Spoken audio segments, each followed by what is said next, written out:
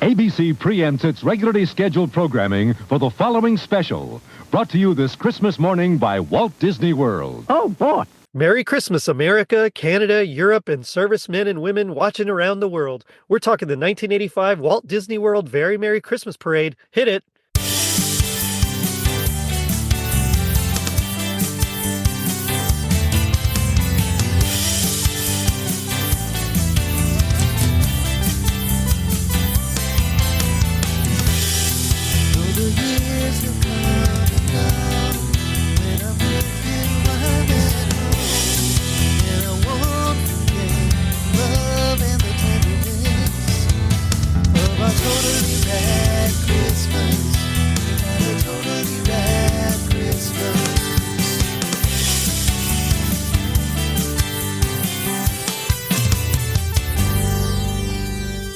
It was 1985. The Breakfast Club was in theaters. Colin Baker was Doctor Who, and Joan Lunden and Ben Vereen hosted the Disney Christmas Parade. I'm your host, Jerry D, with another episode of Totally Rad Christmas, the podcast that talks all things Christmas in the 80s. Toys, movies, specials, music, and fads. If it was gnarly during Christmas in the 80s, we got it covered. Now, joining me are two Totally Rad Christmas All-Stars and Ratty winners. My first guest you'll know from the Can't Wait for Christmas podcast, it's comedian Tim Babb. Tim, how's it going? You know, just going great. I just can't wait for Regis Philbin to interview me and then stop letting me talk after an instant. He's going to say, just let you say where you're from, and that's it. If that. I'm from Too Late. It's me, Regis. Sorry, I'm getting ahead of myself. It's good to see you again, man. You too. My next guest you've heard on the Closer to Christmas podcast, it's artist Charlie Ague. Charlie, what's happening? Not too much. And I'm sure you've been hearing a lot of me if you listen. And I apologize to everybody in advance. No, it's great. It's a good way to count down. It's good to see you guys. It's been a long time, mostly because I've been so burned out from editing that fifth Raddies, and I'm like, I'm not recording at all. So it's good to be talking to actual people again. You know, how's life? How are things treating you? Not bad. Yeah. I will say that apropos of today's show, I recently got back from Walt Disney World. Really? Yeah, I thought that's why you asked me. No, I asked you because of the special tribute to Disneyland in California. Yeah, I was. As we're recording this, Muppet Vision is just a couple days from going away forever. So my family had already booked a Disney cruise. I'm like, can we tack a couple days on to say goodbye to Muppet Vision? Yeah. And my wife's like, sure. So we did. Sounds like my wife whenever I'm like, oh, there's this new Christmas thing we got to see, or the new He-Man toys coming out. We got to get it. And she's just like, yeah, whatever. Okay. Well, I was like, oh, this is like a big ask. And I wasn't expecting her to say yes. And she was like, sure. Like, why not? We're going to be in Florida anyway. Right. So nice. that worked out nice. So we crammed in 3 of the 4 theme parks into 2 days. Right on. As of recording this, there have been about 4 or 5 different people from the Christmas Podcast Network there at Disney World at the same time. It's an unofficial meetup. I think that's really, where we all have to head to one of these days. I mean, I think like we have to, right? It seems like we just have to now. Count me in. All right, that sounds good. So we're here to talk about, like I said, the 1985 Walt Disney World Very Merry Christmas Parade. Before we do that, I want you guys, just like Carol Kane did to Bill Murray and Scrooge, to hit me with the toaster. So I'm going to ask you a few questions. Just hit me with the first answer you can think of, all right? So which little used or forgotten Disney character would you want to see in a parade? The genie. Oh, yeah, that'd be a good one. Unless you get Will Smith dancing around out there. No. What? No. He was a good genie, but Robin Williams. He's the gold standard. Yeah. I'm gonna have to go some unused Nightmare Before Christmas characters. I want to see like a Lock, Shock, and Barrel. That would be my big thing. I've seen Oogie Boogie, but Lock, Shock, and Barrel, I need them. Right on. Yeah, I could dig that too. I was thinking I'd love to see like Merlin and Mad Madam Mim. I think that'd be some wacky dance in this Christmas parade. All right, well, that's good. Okay, so you're having Christmas with all the Disney characters. Would you rather trim the tree, go Christmas shopping, or go caroling? Oh, 1,000% go caroling. Yeah, I'd have to go caroling as well. Yeah, you'd get some really fun stuff in there. Huh? Sing along, won't you? Oh, that was so good. And Donald just like, Donald, you're off key. that's amazing. So good. All right, and finally, which Disney character do you think would try to get his own float? Donald. Hmm. Or Dave. I feel like Pete. Yeah, I'm would stick with try, Donald. Oh right? yeah, Pete. Yep, that's another good one.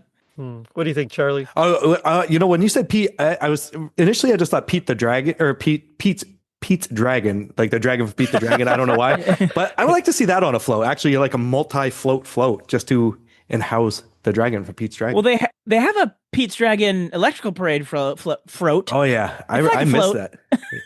It's coming back, isn't it? I believe so. Yeah. Oh, wait, no, that's Paint the Night. That's Paint the Night. Sorry, I'm getting my nighttime parades mixed up. I can understand. There's quite a lot. There's a lot of Disney characters. I was looking through this, and this is early. There's still like none of the like Renaissance ones, like the Little Mermaid or Aladdin or Beauty and the Beast. None of those in this, and still there was a lot of characters. I was like, oh yeah, I forgot about them. So, well, that's just a way for our listeners to get to know you guys a little bit better. So thank you. Now tonight we're here to talk about, like I said, the 3rd annual Walt Disney World Christmas Parade. Merry Christmas, America, Canada, Europe, and servicemen and women watching around the world. It's Mickey. What's wrong? I forgot the decorations. Well, do something right this very minute, because live from the Magic Kingdom in Florida, it's the Walt Disney World Very Merry Christmas Parade. What do you guys remember about the Walt Disney World Christmas parades? Like, what's your history or experience with it? Why don't we start with you, Tim? Despite being a huge Disney fan, like from the jump, I don't think I ever sat down and watched one of these as a kid, or even growing up. Like, even in the parks, even when I was because we would spend Christmas at Disneyland, we would rarely sit and watch the parades. It was like, okay, good, they're all watching the parades, let's go get on rides. That's right. That's how you game the system. Yeah.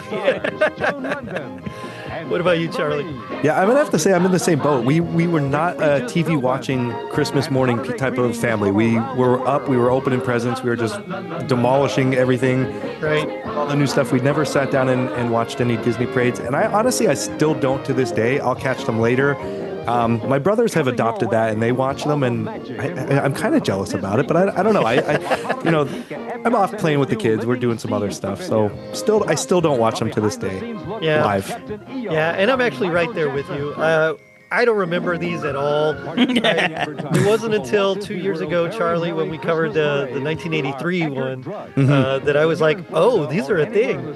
And, now it is what it is. But like you, Christmas morning, it's like you would tear open the presents, and then we'd go to Grandma's house and have Christmas there, and then just play with all the cousins.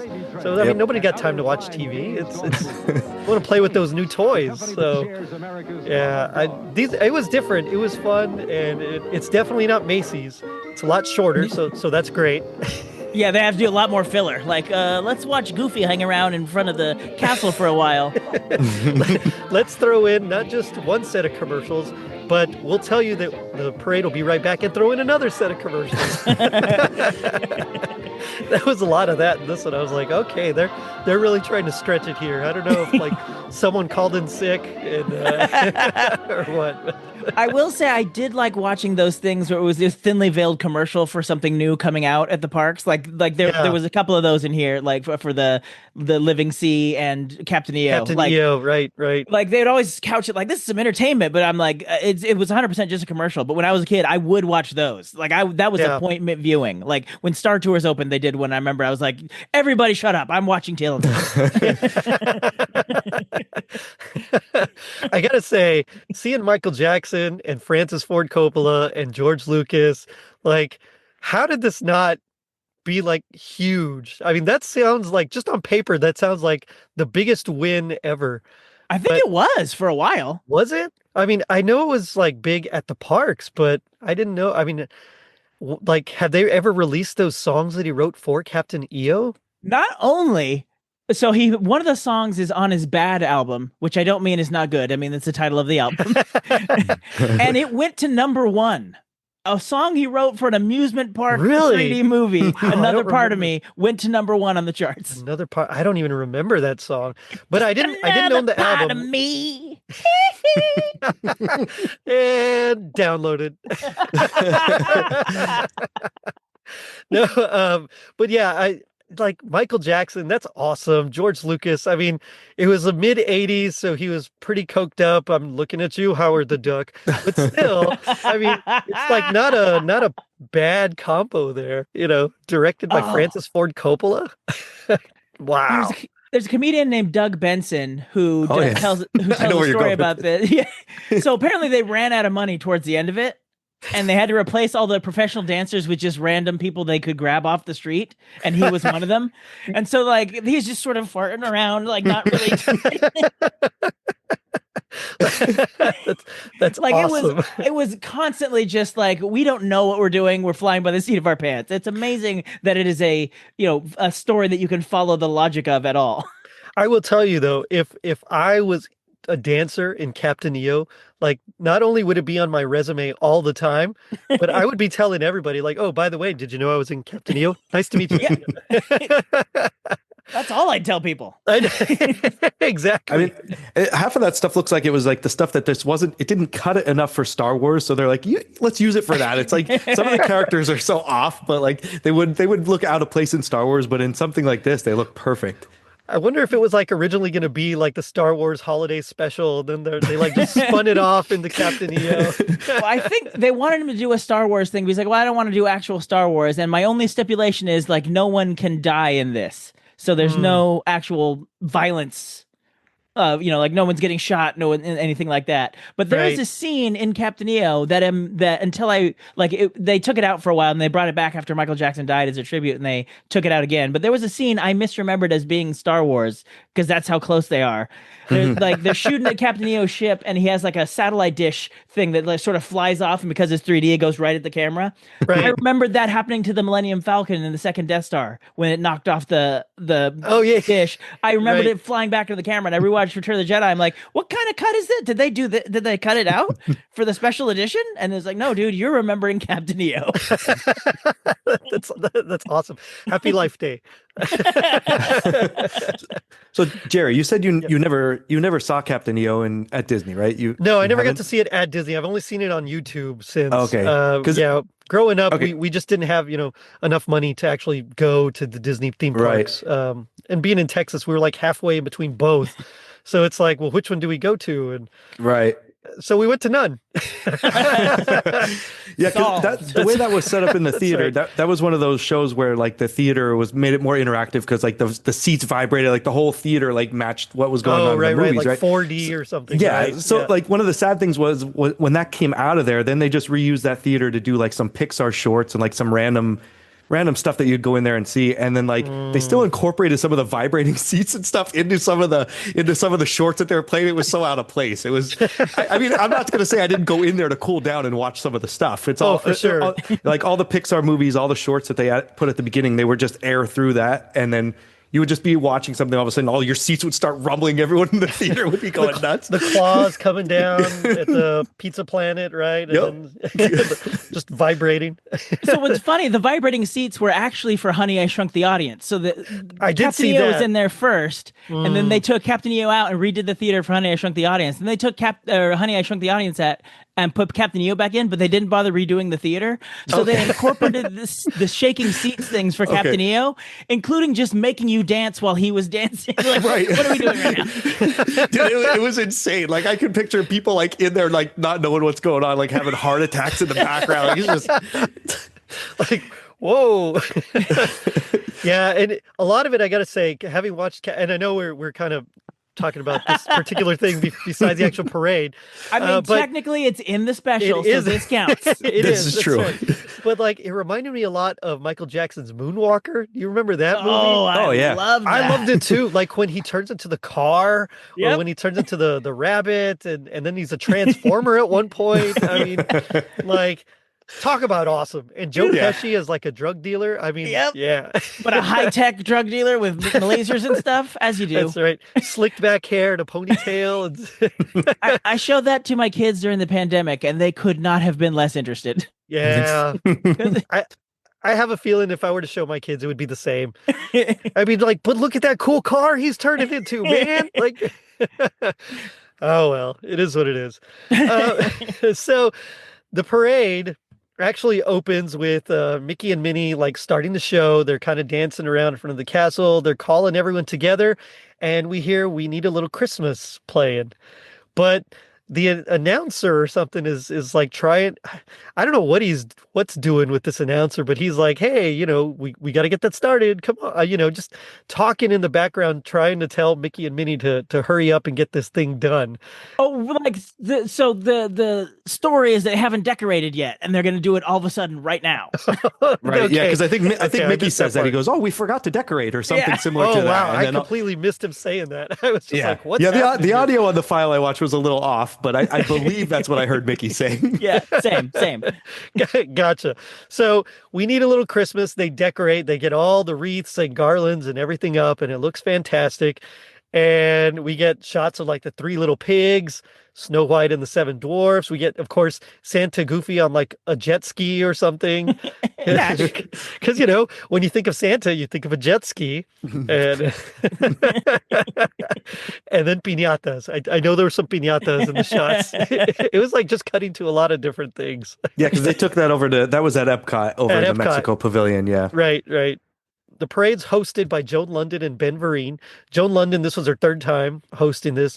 The year before was with Bruce Jenner, and the year before that was with Mike Douglas. And so the next 2 years was with Ben Vereen. And I got to say, I liked Ben Vereen, but also it felt like he never really knew exactly what to say. You know what I like? She would say something, and then he would just say it as well. I kind of felt that with both of them. It's like they both made comments where it kind of they didn't really know the characters, and it's like someone quick handed them the sheet, and they're like, "Oh yeah, no, that's this," and they started saying the names because they were just like, I don't know, they messed up a couple of names. I heard them mess up, but they did. Yes, It just seemed like being a comic who's had this happen to them, like someone just said was just making the stretch gesture to them constantly. Oh yeah, that's right.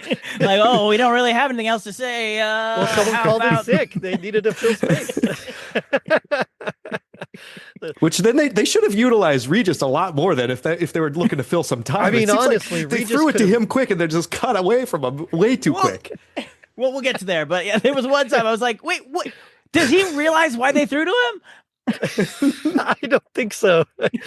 And it was, I gotta say, I've seen Regis in like a million things, a million times since then. Seeing him young, like, threw me off. I was like, skinny Regis with dark hair. Like, what is going on?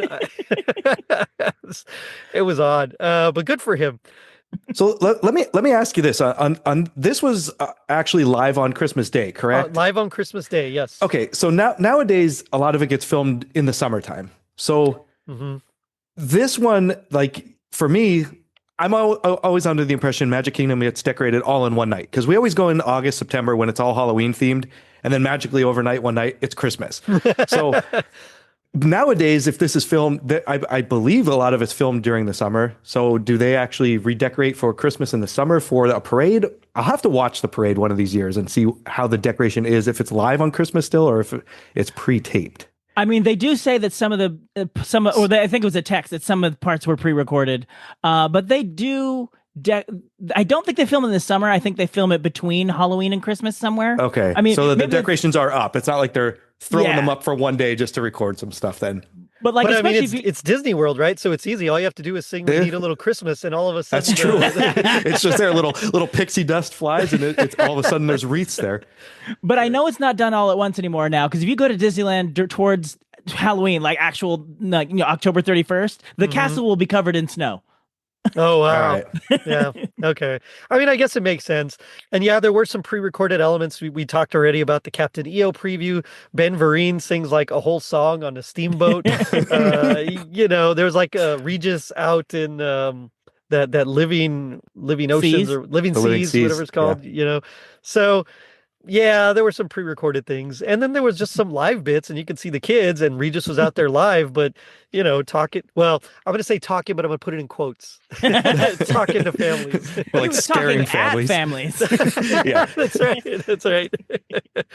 The other thing that I just want to mention real quick, I'm not really going to go into too many commercials. There's like one or two that I want to highlight, but the rest, not really. So most of the commercials are, because the whole thing was sponsored by Eckerd, which, wow, remember Eckerd? And then Gaines Foods, which did the gravy train, like dog food. Man, I was sick of that. I do have a comment about Gravy Train, and this is going to make me sound weird. I'm not one of these dog food people. No, I did not. But these commercials, when I was a kid, made me want to try it. I don't know what it was. It was just the fact when they would show dry dog food, then there's this other dry dog food. When you add water, all of a sudden it's bathed in gravy. It's like I need to see what that tastes like. And then they're throwing the cheese wheel at it. But I've never tried Gravy Train. I got to put that out right now. I've never tried it. Yeah, we did see that commercial a lot. Yeah, I was like, man, I don't care if this dog ever eats this. Like, why are you watering your dog's food to begin with? I know. The whole concept was weird, and it just reminded me of an old story that I saw the other day where Hulk Hogan and Randy Savage used to go to this fancy restaurant, and they would order like super rare, like almost bloody steaks, and they would pour water on it and eat it like bloody. They used to call it sloppy steaks. Like, that's disgusting, but that's the whole vibe I got when I saw this dog food with water being poured on it. Before we take a break from commercials, though, I have to say, if this was something that's on air nowadays, they would be Christmas commercials. There was not one Christmas commercial in this whole lot. There was one.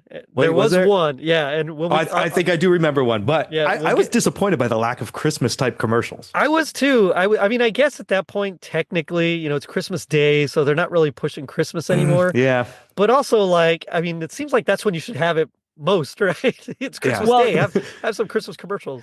But that's when, like, it's like in '85, I doubt anything is open that day. So there's no point in being like, come out and get your last minute Christmas stuff, or Yeah, it's also true. Yeah.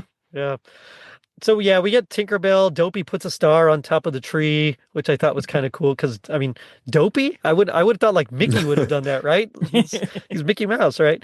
Anyway, and so we get more commercials, and then we cut back to Joan and Ben. And the parade was winding through Frontierland, and they cut to Regis on Main Street, who's working the crowd, but not really, because all he does is ask where they're from as he's walking. He doesn't even stop walking. He's just, where are you from? Oh, and this gentleman's from here. He was amazed that people were wearing Disney clothes. It's like, look at this guy's got a Mickey Mouse on his shirt. This guy's got Minnie Mouse on his shirt. I'm like, the devil, you say. That's right. That's right. It was like, whoa, what are you talking about? And someone was wearing a Goofy hat, and he's like, and she's wearing a Pluto hat. I'm like, what are we even doing? Did you see when he said that? He actually slapped the hat on the person's head. Whap! But there's a lot of Disney clothes to be seen these days. Big merchandising campaign here. Look, here's Mickey Mouse. Everybody's wearing this. Here's Minnie Mouse right over here. Here's Minnie and Mickey. And I love these kids in their hats right here. Everybody wearing Mickey Mouse stuff. Lady, how are you? Nice to see you. And finally, of course, if you want a hat, why, there's no better hat than the old Pluto hat right here. Christmas! Merry Christmas! All right, that's it from the street. Back up to you, Ben and Joan. Oh, Regis. He was so off. He was so off the wall. I loved it. Go back to How I Met Your Mother or something. Oh man. There was so we got Santa Goofy. So this is the first time I think I knew this fact, but I didn't really register this fact. And I'm 45 and I still it never really sunk in that the castle of Disney World is Cinderella's castle. The castle of Disneyland is Sleeping Beauty's castle. I don't know why. It just finally clicked in my brain. So I thought that was interesting. But Joan and Ben say there's something goofy going on at Cinderella's castle. We get Santa Goofy. He sings December the 25th with Scrooge McDuck, who chimes in about December the 26th. It's about what's the most popular day or what's the greatest day of the year. It's Christmas. December the 25th. Correct. December the 25th. Me dears, December the 25th. Correct. The reindeer's day in all the year. December the 25th.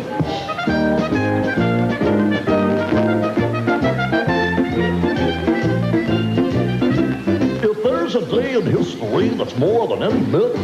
Beyond a doubt, one day stands out. December the 25th. Correct. I don't hear any argument, so may I say forthwith, I wish that every day could be December the 26th. One guy says the first day of duck hunting. Did he say duck hunting season? Yes.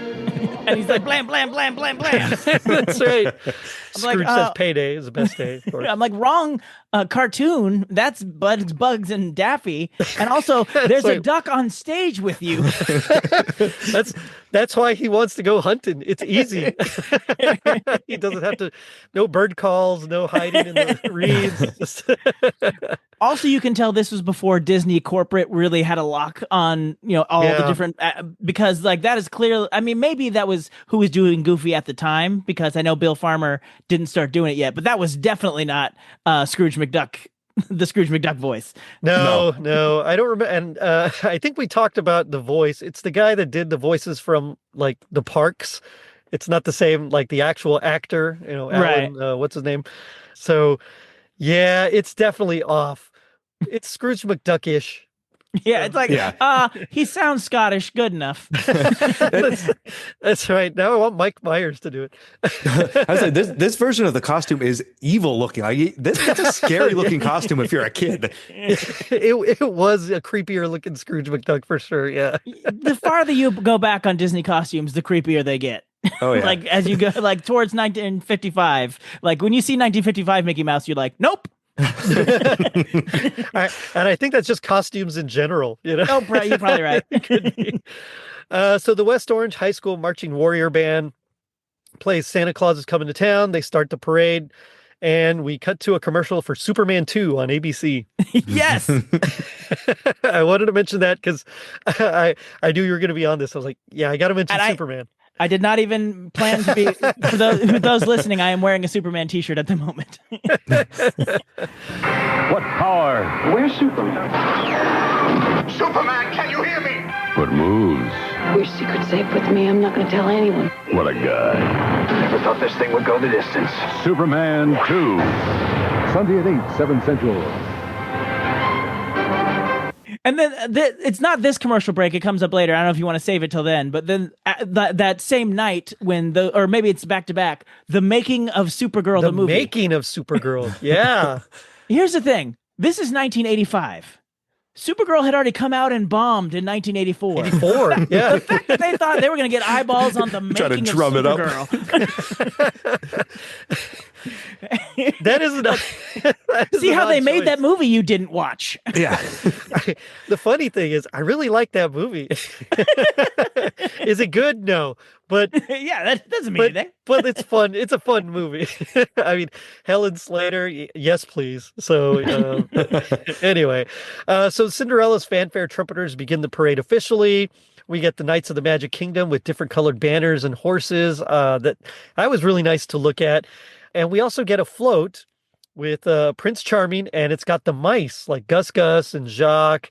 And that was a cool little touch as well. I like seeing them. Yeah, I don't think I've ever seen those characters in the parks at all, especially Gus and Jacques. Yeah. I can't remember seeing them either. I've only been to Disney World once and Disneyland once, and I don't remember. One, I was like a senior in high school. The other, I was like a freshman in high school. I don't remember who I saw. I was more about like let's just hang out, see what happens. But they were cool. I liked seeing them. And of course, Cinderella comes by in her big coach, which they do mention used to be a pumpkin, and the horses used to be mice, and they do mention all that stuff. So that's where I was like, okay, good. They do know some Disney lore, and then they ruin it when Casey Jr. comes by in a little bit. That's right. So they check in with Regis, and he talks to a family from Minnesota, and this is where he gets all like impressed by their Mickey Mouse merch. Oh, yes. It's like, whoa. Yes. They're like, oh, let's throw to Regis because he's right near Cinderella's coach, and then he never mentions Cinderella's coach. No, he's just talking about merch. Oh, they're all dressed like Mickey Mouse. He was even making fun of the one lady. He's like, this lady took her coat off and on. He's like, that's right. It's like trying to get in the shot. It's like, okay, sure, Regis, why not? But then we get the Ringmaster Dumbo float. There was a lot of clowns as well. The Casey Jr. train, yes. Okay, so then there's a lion in the yes. Okay. Go for it. Yeah. So there's a lion playing like a piano, and they're like, "This is King Louie." I'm like, first of all, King Louie is from the Jungle Book, and he's a monkey. That's right. Second, but then I was like, wait, but who is this? Because I'm like, that looks like King John or Prince John from Robin Hood, but then later on, Robin Hood comes by and Prince John is there. So I'm like, this has got to be a different lion with a king crown on. So I had to actually ask my friend who used to be on the Mousetalgia podcast. I'm like, I need someone with superior Disney knowledge to me. So I took a screenshot and I was like, who is this? And it's apparently King Leonidas from Bedknobs and Broomsticks. Oh, Bedknobs and Broomsticks. Yeah. When they go to the animated Animal Island. Yeah. Mm-hmm. I was like, well, what's he doing in Dumbo's circus? with no fanfare or and Joan's no help. She's like, well, that's King Louie. I'm like, well, you're not explaining anything. I wrote that down. King Louie ? Prince John. It's what I have in my notes. I was like, I got to go to an expert. Yeah, I didn't know who it was either. I just feel like there's an executive with a big old cigar being like, just put him all. He's an animal. Put him in the jungle. The kids will love it, you know. My first thought it was like Prince John, and he went down that, and then he just ran back to the other part of the parade and went again. Might as well, right? But he has different robes on. That's how you can tell it's a different lion. It's a different, yeah. Of course, we get Dumbo, and Joan says it was like her all-time favorite. She loved Dumbo. And I like how Ben's like, well, don't worry. We know how it ends. They're going to take care of him. It's going to be all right. Because she was all obsessed about how the clowns weren't like putting out the fire. Yeah, and this was that Dumbo outfit though, where you could tell the person's arms are in the ears and they're just going like, wings, like just flapping their arms around. But A for effort. Oh yeah. Then we cut to the Calliope, or as they like to say, Calliope. What is this talking about? Was this a debate that I was unaware of? I don't know. I've never heard anything other than Calliope, but then they spent a minute of screen time. I was like, who's writing this? Who's writing this dialogue? Because that's bad dialogue. Either that or the same person. Stretch. That's right. Improv. They're just like, Calliope. Yeah, they've obviously never seen the word written out before. They said it once. They're like, well, we got to stick with it now. We can't turn it back. That's right. It's like it's a chameleon. But yeah, apparently this Calliope carriage took part in opening day parade at Disneyland in 1955, and they take the time to wish happy birthday to their friends at Disneyland as well. So I guess that's 30 years old at this point in time. So, this is 1985. So wow. And it's 70 years old this year. Yep. That's right, because it's 40 years since this aired. So wow. That's crazy. Yeah. All right. I'm not going to get into it. So, next is the Jungle Book characters. I like seeing Mowgli and King Louie and Baloo, and I like how Ben makes a mistake. He's like, "There's Colonel Happy." No, sorry, that's not him. I meant the elephant was Colonel Happy. Oh man, styled it up beautifully, Ben. No one noticed. That's right. And the elephant suits. That's a classic two-person costume. Yeah. So and they actually did a pretty good job on that. I think that would always be one of my biggest fears if I was a costume character, being like a double costume character. Like, I don't think I would never want to do that. Nope. Or at least I'm in the front or something, because I can barely coordinate with myself. I can't coordinate with a whole other set of limbs. Exactly. No, the Mowgli character obviously was a human. Right. But they had I don't remember nowadays if Mowgli's ever walking around the park or in a parade or anything like that. But this one had a skin toned one-piece suit on, as you could tell, it wasn't his actual skin. So right. I'm curious if he's in there now, if they would do the same thing or how they would handle that nowadays. I'm not too sure. Ooh, that is a good question. That is a good question. Because I feel like the easiest thing is just get him the loincloth, right? The loincloth underwear thing. Yeah. That could be a little risque. I'm trying to think if I've seen a shirtless character at the parks at any time, and I don't know if I have. I don't know, but we also get some characters that have definitely been discontinued, like Brer Fox and Brer Bear. Yeah. So, yeah, but we get the Jungle Book band as well. And then we get some random Christmas greetings from like vacationers there at Disney World while they were filming. They're like, Merry Christmas. I want to say Merry Christmas to my family and, such and such. It's like, wow, I don't know who you are, guy, but Merry Christmas. They're the people that bought the VIP tickets for the parade. Exactly. That's exactly right. Yeah. It's that same cigar guy. For an extra $100, we'll let you say Merry Christmas. We'll get you on TV this year. You'll be a star, kid. So we get. There was a random plug for visiting your local library after that as well. There was. It's very weird. A couple times they're like, "Well, this is based on a book." You're like, "Yeah, we know." Yeah. And it's a book you could check out at your local library. There's a book you can check out. That's right. You're like, huh? You can check out books at libraries? I'm like, yes, that's how books work. Just mind blown. So, commercial break. We get back. There's Ben and Joan, and they cut to Disneyland birthday party with Kevin Dobson from Disneyland in California. He's at the. I had to Google Kevin Dobson because I'm like, who is this? Just like the director's uncle? Like, who is Kevin Dobson? I don't know who Kevin Dobson is. What'd you find out? He was on. Oh, I took it down. But I'm like, oh, he's been in, and I can't remember even like some shows that I've never watched. I'm back in the '80s. I'm like, oh, okay, good for him. Yeah, there's a lot. but so he was, I guess, this big celebrity to say happy birthday to Disneyland, and he's in front of the Sleeping Beauty's castle, and then he talks about Skyfest.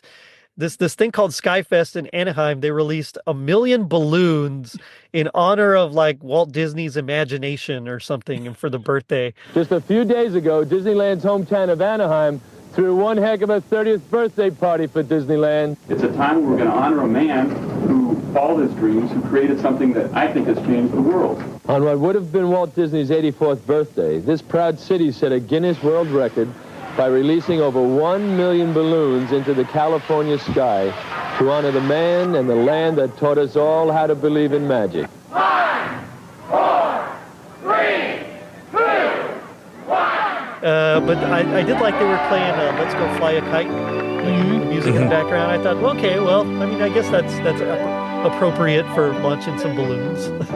I do feel bad for everybody at John Wayne Airport at that time. That's right. Because I used to work at a radio station, and we were right in the flight path of the airport in San Jose, and so there was a rule: you can never have any helium balloons at your events because you're right in the flight path and they don't even go up. And I assume Disneyland is fairly close to or I guess they weren't actually at Disneyland when they released the balloons, but still, there's a bajillion of them going up. Yeah. Well, they were like, these will travel hundreds of miles, and you just see 1 million balloons all over. I'm sure it caused massive chaos. What they didn't tell you was all the casualties caused by the plane crashes. This is your captain speaking. If you look out the left side of your window, you'll see an army of balloons coming to attack us. You know what? Your last drink's on us. We're gonna some slight turbulence because of balloons.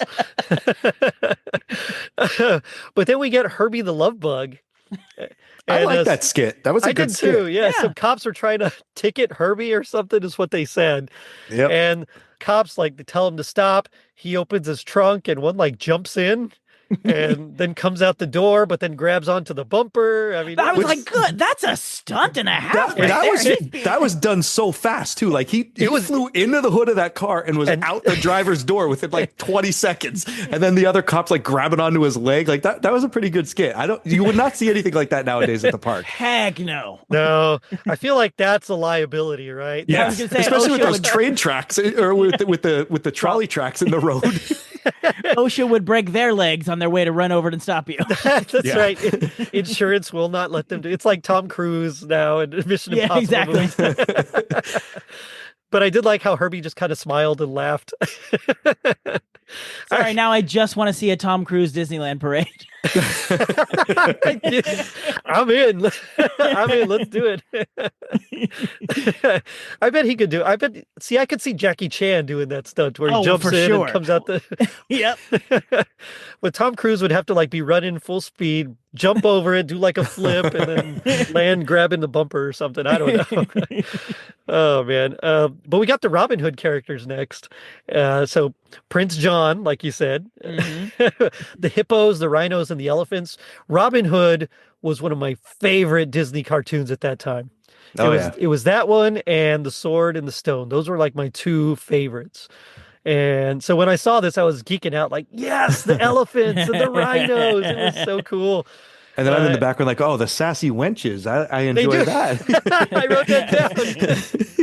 I was like, I don't remember wenches in my copy of that VHS, but they were sassy though. They sure were.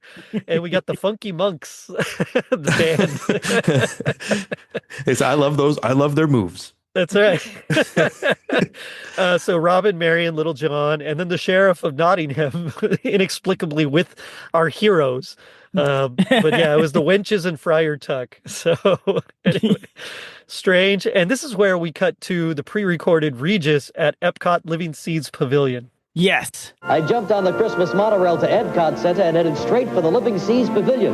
Would you believe there's an ocean in that building?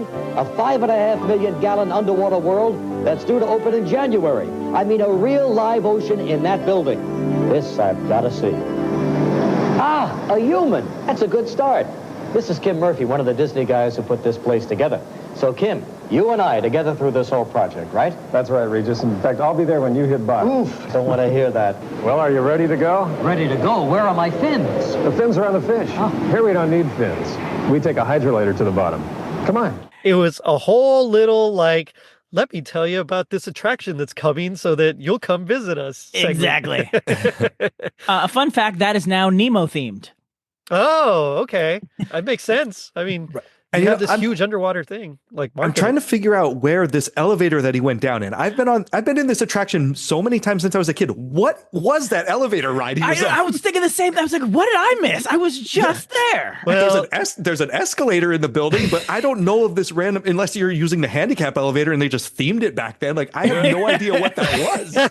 Well, you know, your mistake was you were looking for an elevator. This was a hydrolator. Oh, that's exactly right. I'll have to check the park maps next time I'm there. See where this is. Where's the? So they take this, quote unquote, hydrolator to the sea cab. They have dolphins interacting with computer systems, which I thought was cool. Rover. I mean, it was very like Johnny Mnemonic. I don't know if you remember that 1990s Keanu Reeves movie. Yeah, with the smart dolphin. So it was dolphins with computers. Speaking with, like, he was talking with Ken, who was underwater, and there's like a submersible there. I mean, it was like this whole thing, and then Mickey diving just randomly. Oh yeah, I like that. Yeah. When Ken was in the water and Regis was talking to him, like they were having a discussion, and then at one point, some dude just randomly yells, like something happened to somebody off camera. Like they're just having, and they don't acknowledge it. He's like, blah, blah, blah, blah. I'm like, the dolphin just ate somebody, guys. What are we doing? I like how they're like, we've got one take with this. That's all the money they have. Oh man. And then Ben mentioned oh, go ahead. No, go ahead. I was going to say that I was just going to talk about the ending of that scene though, when they pan back and Mickey's scuba diving in the tank with his Merry Christmas sign. Can you imagine if you're the Mickey costume guy and they're like, all right, we got the job for you today. You're going underwater in the Mickey costume. Like, first of all, like that head, it was a normal size head. I'm assuming all the scuba gear's under. I mean, it has to be, right? Yeah, that would a little added extra element to the Mickey costume that day. Also, like, does that thing fill with air? Like, are you constantly fighting to stay underwater, or does it just pull you up like pre-soaked, like a floaty? That's right. That's right. They have to pre-soak the head. And then Ben mentions when they come back to him and Joan that he did get in the tank. So now this is the Christmas commercial that we got. So we got a bunch of other commercials, but the Saturday morning cartoons like Christmas greetings. That's right. Okay. Ho, ho, ho! Come one, come all, as your Saturday morning favorites send you the warmest greetings for the holiday season. From Bugs Bunny, the Ewoks, C-3PO, and R2-D2, Scooby-Doo, the Superpowers team, and the Littles. It's that special time for caring and sharing, for ringing out the old and bringing in the new. So from all of them to all of you, ho, ho, ho! Merry Christmas to all! Yeah, and I thought that was kind of cool because I didn't remember them ever doing that. No, so that was it was very random. Yeah, but then again, I never really watched, TV on Christmas Day. Maybe they did that every year. I don't know. So then we get the Country Bears on the float, the Country Bears Jamboree. They were on a hayride float. And I miss when original characters thought up for the parks were popular enough to be like, hey, we're going to show them off. Yeah. Like, now it's the opposite. Like nothing in the park can exist unless you can put something pre-existing into it. Like we have a new idea for a ride. Well, can it be about the Monsters Inc.? That's right. Throw the Guardians of the Galaxy in there. Exactly. Okay. Yeah, it is.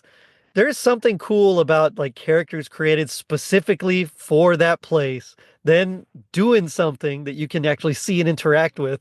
That you really are missing out on that. It would be super cool to have the country. You know what though? I bet it's because of that failed Country Bears movie. They're like, no more. Cut the Country Bears. So we get the Pinocchio float next, which is actually like one of those floats you were talking about with different sections. So Geppetto and like the little marionette puppet Pinocchio were in the beginning. They were like in the front of the house. We get the Blue Fairy like in another section. Honest John and Gideon and Pinocchio like in another section. Stromboli with like a bunch of marionette can dancers is what they call them. And at the back we get Jiminy Cricket in his conscience medal. So we get like the whole story, the whole cast of Pinocchio there, except for the whale. Spoilers. That's right. That's right. That was a bit of a skinny Jiminy Cricket, though. There was something a little off about him. Well, I feel like that's one that might be a little hard to proportion out, right? Because its head's like really huge. Off. Yeah. So they did mention that a little bit of trivia that the name of the whale was Monstro. So at least, like you said, they're trying. They're trying to seem like they know their trivia. And this is where Ben goes to Walt Disney Studios, another pre-recorded bit, and we get our Captain EO 3D preview. Action door. Fuzzball flies out. Michael follows. He steps cautiously. Fuzzball looks around, comes back, goes to Michael, tells Michael to go on. Keep moving. They push Hooter out. He's chicken. Be quiet. Come on. Cut. Good.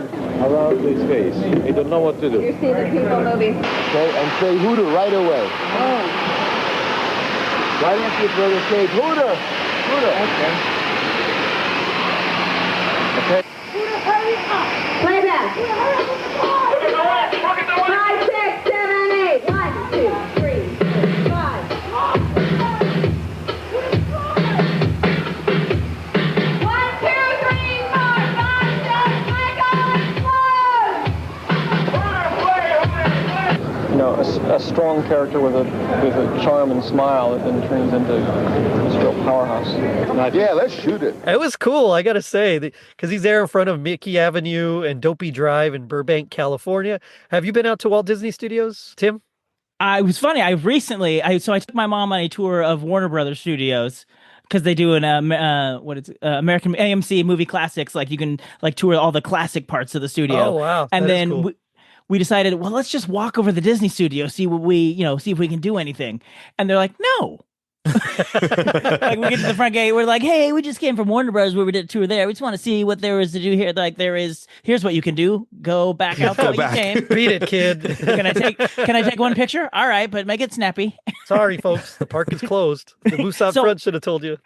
I think we could see that intersection from where we were, like in the distance. But that's as close as I've got. My mom has done tours of the because she's a D23 member. Oh yeah. Technically, so am I, but I just got it so I get a discount on Disney Plus. Gotcha. So Ben introduces it. Of course, it's a big space fantasy musical kind of thing, produced by George Lucas, directed by Francis Ford Coppola. Let's talk about a stacked lineup, and we actually get to see some behind the scenes things. We get Michael Jackson with the aliens. There's some of the robots that we see, the alien band, and we hear like the director calling out what's happening as they're walking. Okay, and now Fuzzball flies out, and all right, Michael, now you step out, and it was kind of cool. Yeah. A lot of that played as footage that you watch while you were waiting, like. because like they queue you up like in the like there's people watching Captain EO and there's people outside the doors and they have little screens for you to watch, and so they showed a lot of that making of stuff while you're just to keep you from getting from rebelling while the 17-minute movie is going on. Right. That one was one of the worst queues to wait in. That one and It's Tough to Be a Bug. Those two queues, I hated those rooms they put you in. Because there's almost no seating. Right, you sit on the floor. I did not mind that in Muppet Vision, though. That one, I could deal with that one because there was so much stuff to look at. The Captain EO one, it seriously looked like an abandoned movie theater, and you're just sitting there watching TVs hanging from the ceiling. It's the movie theater that's attached to the mall people used to go to. Exactly, but this one has no seats, and you're sitting on the floor. Oh, no. And then it was even worse because they didn't upgrade it at all when it became Honey, I Shrunk the Audience. Like it was still just the same lack of stuff. But then now the commercial, the TVs were just commercials for Kodak. Yeah. And I always knew I was super tired because I would often drive, like we'd leave like at 2, 3 in the morning and then drive all the way and then go to Disneyland that day. And I always knew I was too tired when there was one Kodak commercial where the kid lost his dog and printed out flyers. And if I would get teary-eyed when he found the dog, I'm like, I need to go back to the hotel for a nap. That's a good measure there. I'm like, oh, guys, I gotta go. Yep, I'm out. But we come back to Ben and Joan, who Ben says that Eos is Greek for, he says Eo is Greek for dawn, but it's actually Eos with an S. It's like the Greek god of dawn or something. Anyway. That was definitely a talking point at the time for Captain EO. Like they that was in all like the not literature, but promotional stuff. They was like, and it means dawn in Greek. I remember seeing it before. I'm like, I do remember that. I remember reading that in the little pamphlet. I thought you were joking right now. Nope. I was like, wow, this is a great bit. They're really trying to make something out of nothing. Yeah, exactly. I know. It answered the question that none of us asked. Like, oh, well, what do you know? Okay. More Christmas greetings from vacationers. We get, like you said, the commercial of Supergirl, the making of Supergirl, and then Superman 2. I think Regis interviewed his kids before that commercial break, I believe, his 2 daughters. It's coming up, yeah. Oh, that was after the commercials? It was after that commercial break, yeah. So the next thing was Ben, he's talking about his Mickey Mouse, his Mickey's team jacket, that nice jacket. And then Regis interviews his kids. Incidentally, my children are here too. This is Joanna and Jennifer. Hi, gang. How you doing? Hi. Have you had a nice Christmas so far? Oh, yeah. Very good. What has been your favorite part of the parade up to now, Joanna? I think the Cinderella float. You always thought you were Cinderella, didn't you? I mean, you always wanted to be Cinderella. And Jay? I like the Pinocchio spot. I thought that was real cute. He is cute, isn't he? Now, listen, we've been here for a couple of days having a good time. And what's been the favorite ride so far? I guess Big Thunder Mountain Railroad. Big Thunder Mountain is really exciting, isn't it? And you, Space Mountain, right? Well, it's a little rough, but yeah, I like it. They have done some work on Space Mountain, and they've got an extra few little razzle-dazzle turns in there, guaranteed to make their hair stand up. Okay, gang, enjoying the parade? Yeah, we are. We're all having a good time down here. And now back to you, Ben and Joe. I would probably put my kids on TV as well. I'm not gonna lie. So good for Regis, but they get to be in front of the ropes though. They're not with the schlubs behind the ropes. That's what I was about to say. No. I was like, you could tell they got specialty treatment because everyone else was like, back up. Oh man. Then we got Cruella de Vil in her dog catcher truck, Mary Poppins and Bert and the Penguins, and the Pearly Band, which were named because they had pearls sewn all over their uniforms. So cool. What did you think of that Cruella de Vil character? Not one of the best. That one was a little off looking as well. That wig looked like they got it at like the when Spirit Halloween has their post Halloween sale and like these are the things that were left trampled on. And I think Sia saw that and was like, I could do that. But much I could do that better. No, I mean, yeah, it wasn't great, but she looked menacing. Yeah. So, I mean, I wouldn't want to mess with her, that's for sure. Yeah, that'd be the one I'd be hiding behind my parents when that car drove by if I was there as a kid. Oh yeah, Cruella was like no joke. It's like, wow, she's gonna skin these dogs. We got the Queen of Hearts and the marching cards next. There were dancing flowers and the White Rabbit. Alice with long sleeves. I noticed, like, in the actual right in the movie, she has like short sleeves. This Right. Alice had like long blue sleeves as part of her dress. Is that Not only normal or? probably for back then because they. Gotcha. Yeah. But it's not like Florida is cold, so I don't know why they would do that. I wonder if it's something. I have to go back and watch now and see if she was really waving her arms. I wonder if it was something to do with her restraining, something to keep her on that, because she was just on top of a mushroom that was like 2 stories tall. Like that.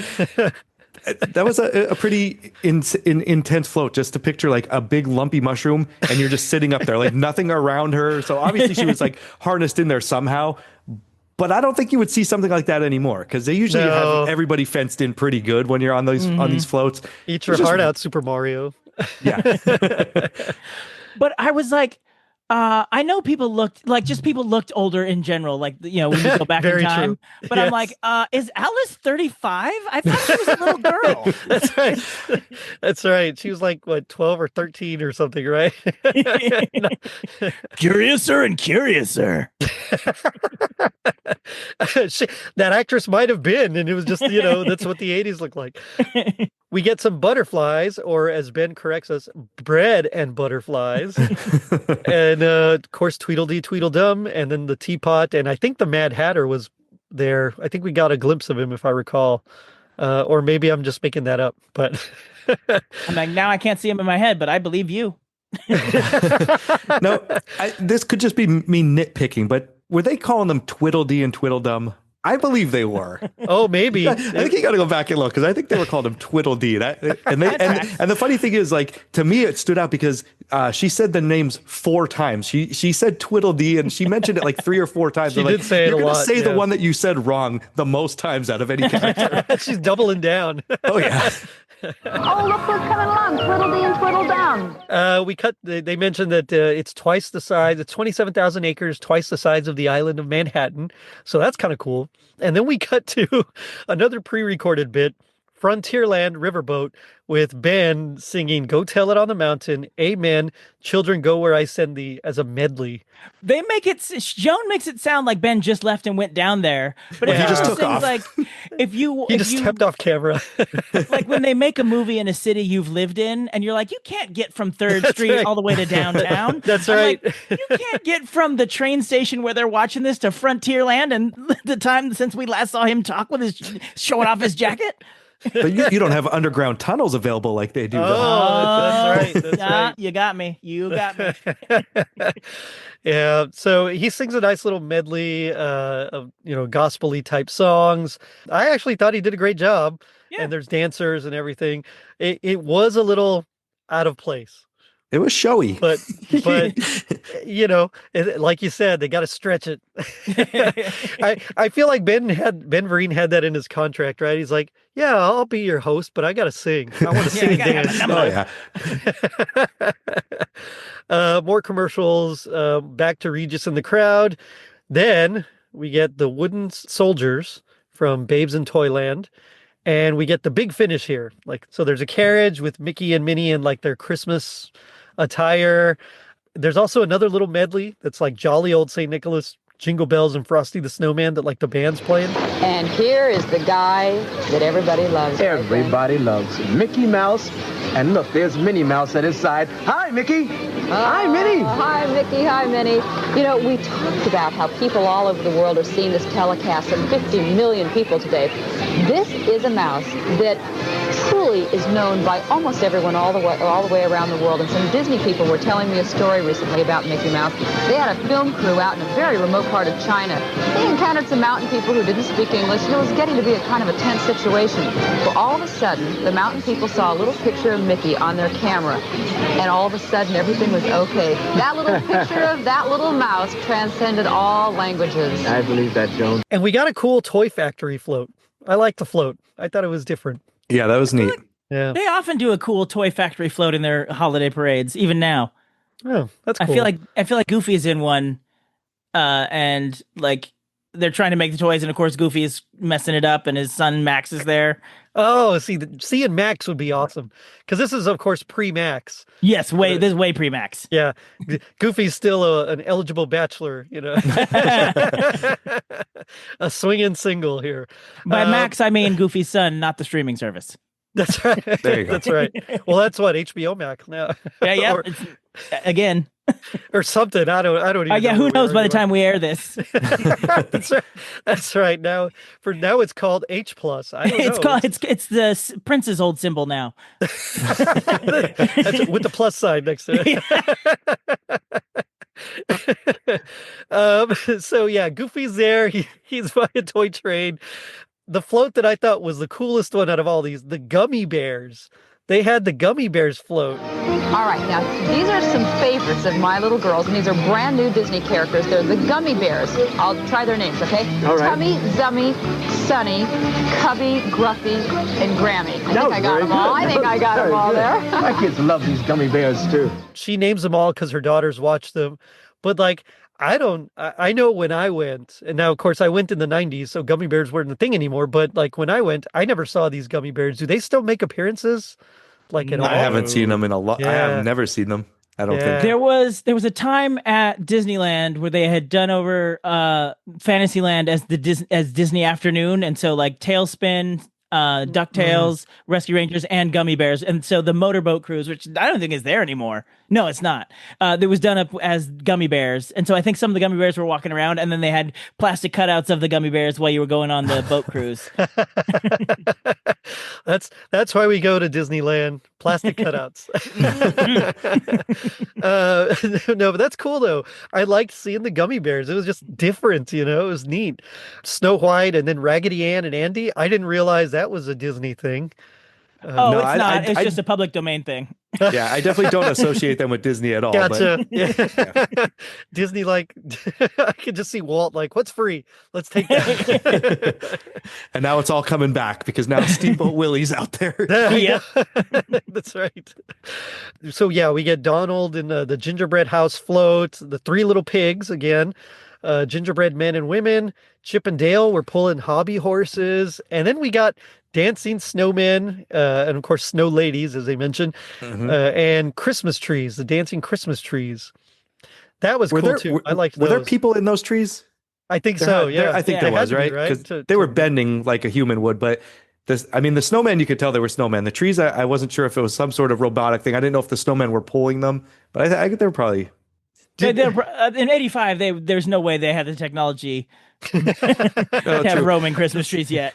Like telling all your friends, true. "Oh, I'm going to be in the Disney parade this year." They're like, "What are you?" They're like, "I'm tree number 3." And it's just like a faceless tree just walking up the road. We laugh, but again, I would highlight that on my resume. Oh yeah, of course. And they brought those trees back for the Macy's Thanksgiving Day parade many years later, like in the early 2000s, maybe. I remember the Muppets hosted the beginning of it, and they were talking about and actual trees are coming by. It was a cool little thing. Did one of the snowmen really fall, or was that like just part of his routine? I took it as a melting routine or something. Yeah. I thought, but okay, because they kind of make a joke about that, and I wasn't really paying that close attention at that point. I don't think they were either, though, because they probably just like panned over to the camera and like, oh, looks like he fell, but I think it was on purpose. I'm going to say it was a melting bit. Okay, I hope so.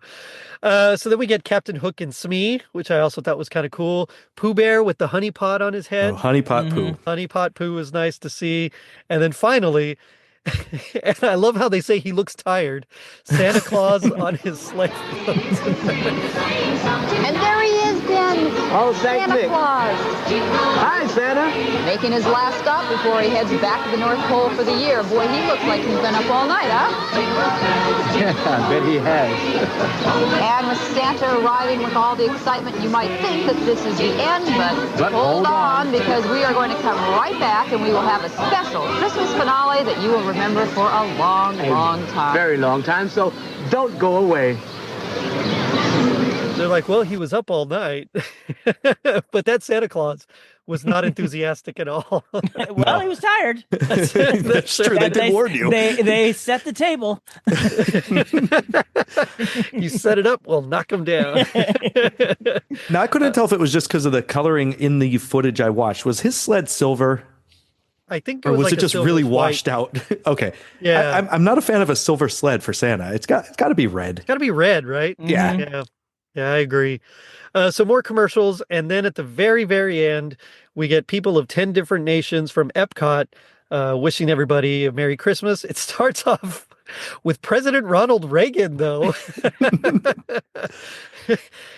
Okay, go for it. Followed by what...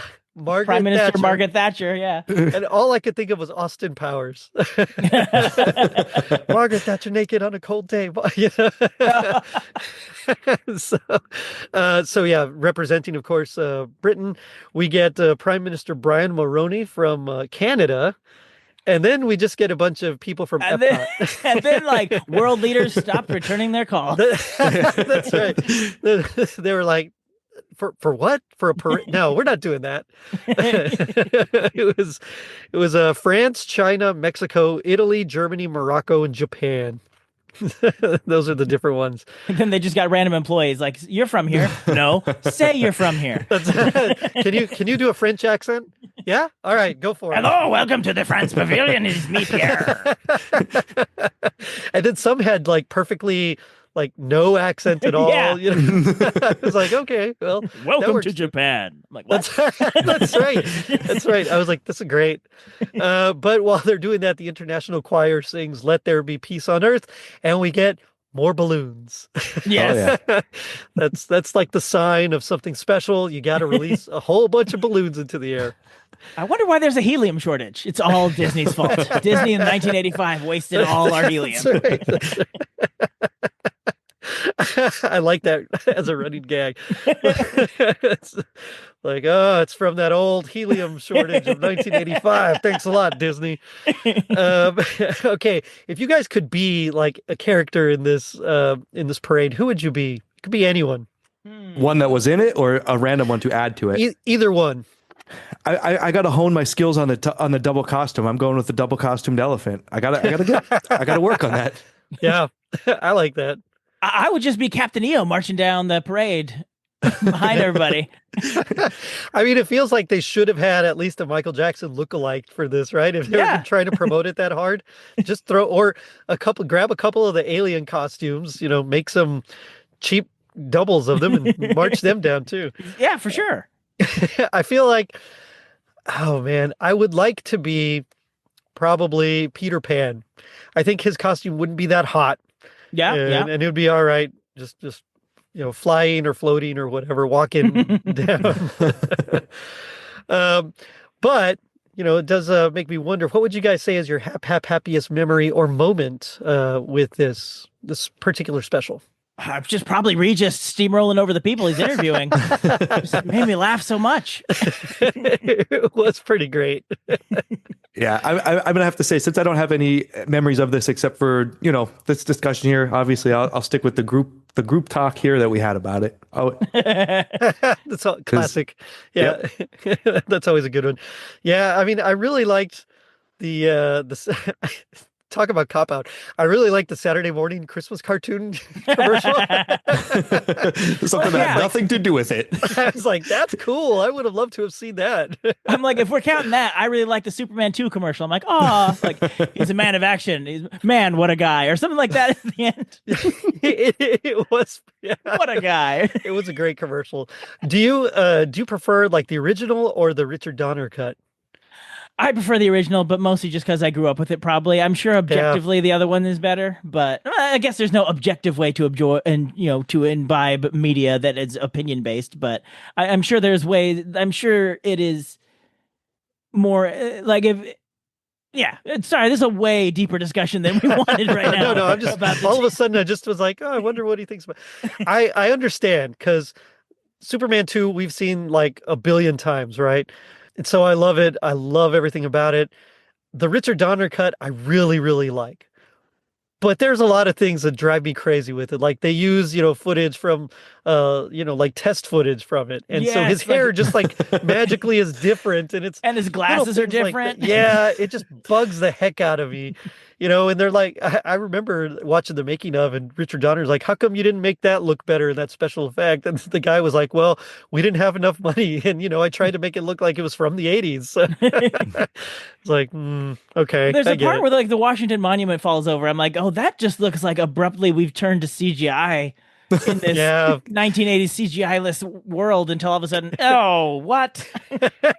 Yeah, it's just, there's a lot of little weird things. But I mean, as much as I really like it and think it probably is better, I got to go with the Richard Lester cut. I've just seen it so many times.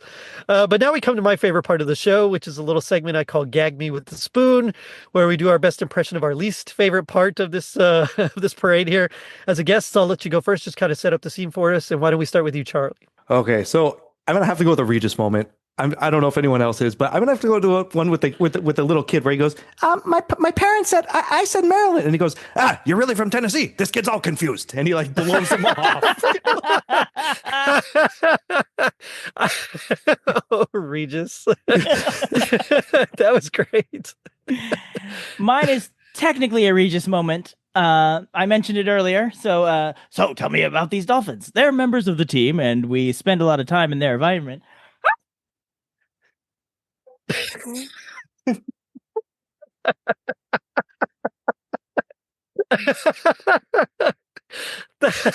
That was brilliant. I'm sure my family is like, what's going on in there? That's right. I picked a line from Ben, and it's after he said something like kind of alliterative, and he said like a fancy word, and Joan's like, oh, that was really nice the way you said that. And then he says, wait till I lay on you supercalifragilisticexpialidocious. And then he says it again later on. And she's like, oh, that's twice you've done it. When he says that, she's like, oh, okay. Yeah, I know. It's like, you guys have no chemistry. You don't know how to banter. Come on. That's as bad as Regis trying to get the lady to say Kissimmee. And what do you call it at night? Kissimmee. Yeah, you got it. That's right. Regis, you can't say that joke anymore. just see legal sweating, like, oh, what did he say? I like that one though, because when he threw it to her, he goes, and this lady, he just throws it right out there. He does just say that, like this guy over here. But G.I. Joe taught us that knowing is half the battle. What do you guys think is the other half? Stretch. Or, oh wait, I want to steal it in case you think of it. Okay, well, mine's going to be never wear earmuffs in Florida or at Disney, especially at Disney. Helium is the other half of the battle. So I actually went with, if knowing's half the battle, the other half is just letting Regis work the crowd. Let Regis cook. Guys, this has been a lot of fun. Tell me about your shows or any gigs you got coming up, or anything you want to plug. Why don't we start with you, Charlie? All right. So right now, I'm not sure when this airs, but I'm in the middle of my daily countdown. I'm over 250 days in a row now of doing a countdown podcast till Christmas. I started last September, so I'm going to be going until Christmas this year. Closer to Christmas.com, you can check it out. And then I'm going to be taking a much needed break after the 25th. Checks out. Yeah. Tim?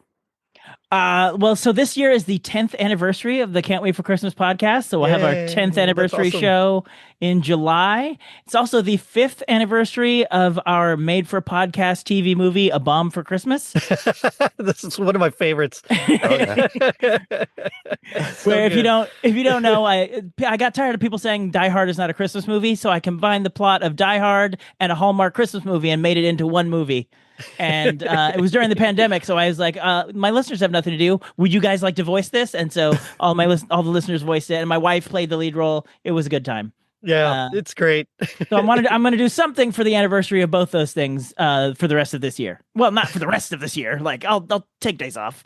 That's all he's doing all day long. That's awesome. Yeah, check out both those. Great shows, great hosts. They're just amazing. You can't go wrong with either one.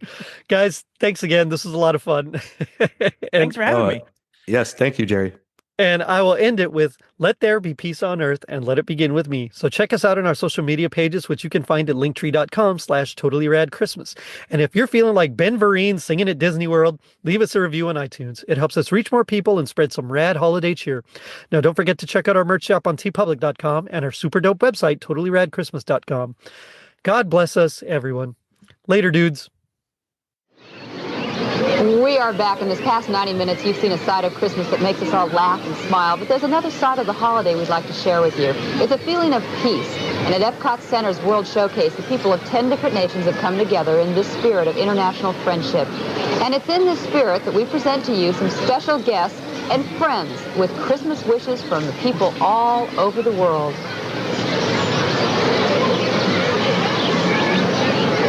And now, ladies and gentlemen, the President of the United States. Merry Christmas and happy holidays from the White House.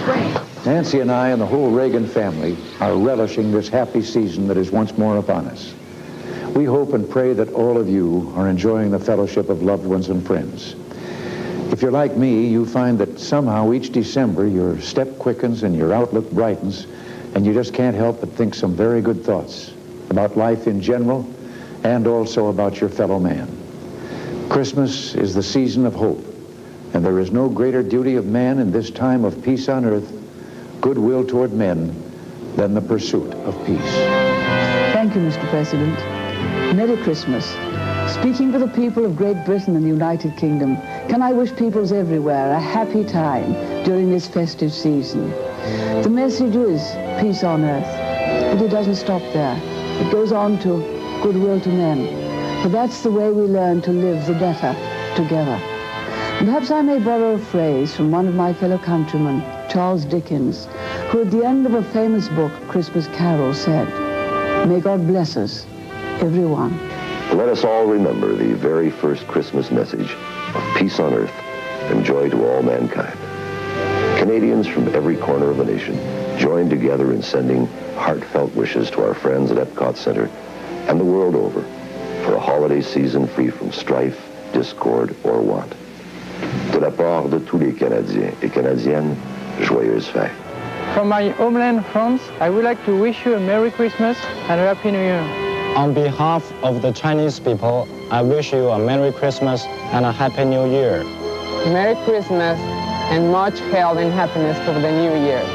My native Italy celebrates skiing on the Alps, lit only by the torches that we carry. Merry Christmas and peace on earth.